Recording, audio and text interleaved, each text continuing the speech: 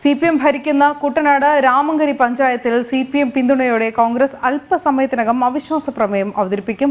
CPM ഭരിക്കുന്ന പഞ്ചായത്തിൽ 3 CPM അംഗങ്ങളുടെ പിന്തുണയോടെയാണ് UDF അവിശ്വാസത്തിന് നോട്ടീസ് നൽകിയത്. 13 അംഗ ഭരണസമിതിയിൽ LDF-ന് 9 അംഗങ്ങളും UDF-ന് 4 അംഗങ്ങളുമാണ് ഉള്ളത്. നിഷ ദിലീപ് കൂടുതൽ വിവരങ്ങൾ നൽകും. നിഷ, എന്തായാലും അവിശ്വാസ പ്രമേയം പാസ്സാകുമെന്ന കാര്യത്തിൽ തീർച്ചയാണ് വിവരങ്ങൾ? CPM ഭരിക്കുന്ന കുട്ടനാട് രാമങ്കരി പഞ്ചായത്തിലാണ് അവിശ്വാസ പ്രമേയത്തിന്മേൽ ഇപ്പോൾ ചർച്ച നടക്കുന്നത്. നമുക്ക് കഴിഞ്ഞ ദിവസങ്ങളിലൊക്കെ നമ്മൾ ഈ വാർത്ത നൽകിയിരുന്നു. 3 CPM അംഗങ്ങളുടെ പിന്തുണയോടെയാണ് UDF അവിശ്വാസ പ്രമേയം അവതരിപ്പിക്കുന്ന കാര്യമാണ് ശ്രദ്ധേയം. CPM ഭരിക്കുന്ന പഞ്ചായത്താണ് രാമങ്കരി. 13 അംഗ ഭരണസമിതിയിൽ LDF-ന് 9 അംഗങ്ങളുണ്ട്, UDF-ന് 4 അംഗങ്ങളും. ഇന്ന് രാവിലെ ഈ അവിശ്വാസ പ്രമേയം അവതരിപ്പിച്ചു. ഇതിപ്പോൾ അതിന്മേലുള്ള ചർച്ചകളൊക്കെ നടക്കുകയാണ്. വിഭാഗീയത രൂക്ഷമായ CPM-ലെ കുട്ടനാട് ഏരിയ കമ്മിറ്റിയിൽ നിന്നും കഴിഞ്ഞ സെപ്റ്റംബറിൽ 2 ഘട്ടമായി 300ഓളം പേർ CPI-യിലും ഒപ്പം തന്നെ മറ്റു പാർട്ടികളിലുമൊക്കെ ചേക്കേറിയിരുന്നു.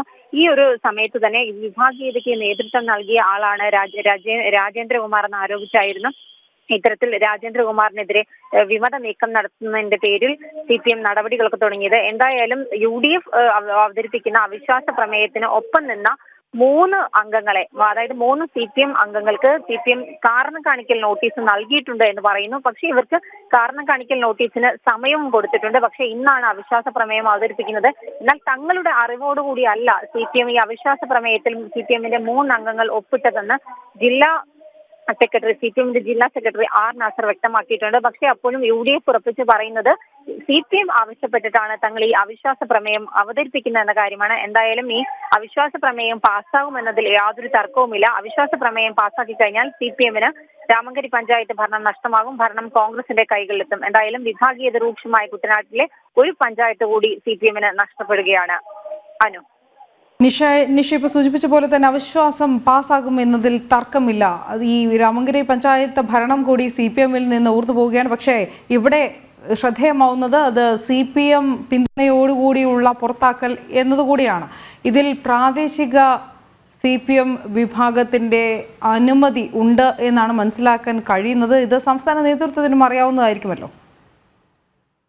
തീർച്ചയായും ഈ കുട്ടനാട് CPM-ൽ വിഭാഗീയത രൂക്ഷമായിട്ട് ഞാൻ നേരത്തെ പറഞ്ഞതുപോലെ തന്നെ ഒരുപാട് നാളുകളായി ഈ സമയം കൊണ്ട് തന്നെ ഇത്തരത്തിൽ പല ആളുകളുടെയും പരാതികൾ, വിമത നീക്കം നടക്കുന്നു, വിഭാഗീയതയ്ക്ക് ചുക്കാൻ പിടിക്കുന്നു, ഇത്തരത്തിലുള്ള കാര്യങ്ങളെല്ലാം തന്നെ CPM സംസ്ഥാന നേതൃത്വത്തിന്റെ ശ്രദ്ധയിലും പെട്ടിരുന്നു. സംസ്ഥാന നേതാക്കളും ഒപ്പം മന്ത്രിമാരും മണ്ഡലത്തിന്റെ ഏരിയ കമ്മിറ്റിയുടെ ചുമതലയുള്ള സജി ചെറിയാൻ ഉൾപ്പെടെയുള്ള ആളുകൾ പലതവണ വന്ന് അവിടുന്ന് കൊഴിഞ്ഞു പോകാൻ തയ്യാറായി നിന്ന, ഞാൻ നേരത്തെ പറഞ്ഞതുപോലെ 300-ലധികം ആളുകളെ അനുനയിപ്പിച്ച് നിർത്താനുള്ള നീക്കങ്ങളൊക്കെ നടത്തിയിരുന്നു.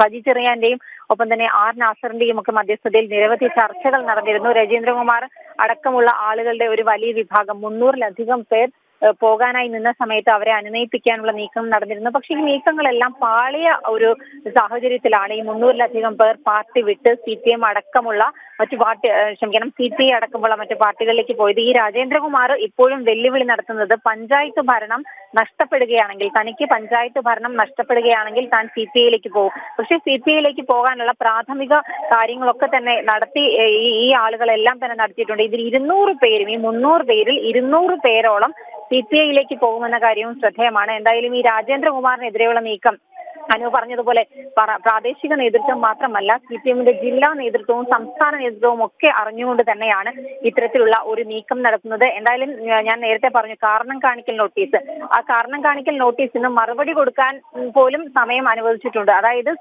കോൺഗ്രസ് UDF ഉറപ്പിച്ചു പറയുന്നു CPM ആവശ്യപ്പെട്ടിട്ട് തന്നെയാണ് തങ്ങൾ ഈ അവിശ്വാസ പ്രമേയം അവിടെ അവതരിപ്പിക്കുന്നു എന്ന കാര്യത്തിൽ. പക്ഷെ പലതവണ മാധ്യമപ്രവർത്തകർ ഇതേക്കുറിച്ച് ചോദിച്ചിട്ടും ജില്ലാ സെക്രട്ടറി ഒഴിഞ്ഞുമാറി.